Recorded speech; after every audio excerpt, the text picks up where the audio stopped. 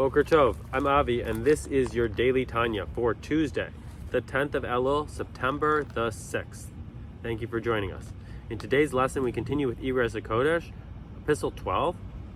One's act of tzedakah is rewarded with peace, temporary respite from the inner struggle of good versus evil. The toil of tzedakah has a much deeper, longer-lasting effect. This, then, is the meaning of the verse, and the act of charity shall be peace. And even with the act of charity, which is called an act and not service, this arousal from below will nonetheless elicit an arousal from above. One arouses a manifestation of the infinite Ein Sof-light with a great illumination and intense diffusion, and peace is brought about in God's high places between Michael and Gabriel, chesed and gevurah, and is also written in the terrestial routine that the lower worlds, in the lowly world, however, there will be no manifestation of this peace and the refinement and separation of good from the evil until the ultimate time when evil ceases to exist, but not during the time of the exile as explained above, except in the microcosm, in man, and at every time of finding, meaning prayer, as it is written, through tzedakah will I behold your countenance, as discussed above.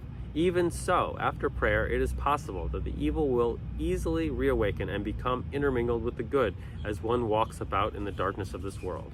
However, as to the charity which is practiced with self-imposed toil, at the level of avoda service, since it is exceedingly precious and lofty, far more than tzedakah one practices out of one natural inclination, because in the former case one overrules his nature and bodily will out of defiance to the supreme will, and that the sitra achra is subjected, and then the glory of Hashem himself rises and becomes manifested in all the worlds, like the superiority of light out of darkness, as it is known.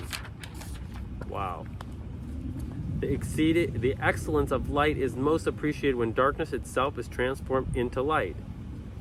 In such a case, by virtue of the exertion involved in the superior form of tzedakah, the evil can no longer reawaken so easily of itself, unless, heaven forbid, one rouses it and draws it upon himself. Then it is the meaning of the quietness and surety forever, that the reward of the service of charity is eternal quietness and surety.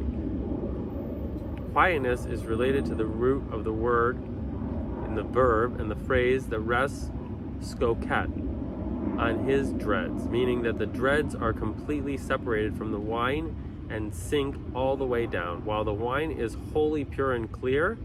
Similarly with the service of charity, the dregs represent a mixture of evil in one's soul, which is gradually extracted and separated until it falls netherworld to its root and source below all worlds, as is written, and you shall cast all their sins into the depths of the sea. You want the full power of the blessing? Give charity in a way that it will take away a comfort of yours. It is against your natural instinct to give, and yet you go and give anyways. Kol tov, v'zai gezun, hatzlacha rabah.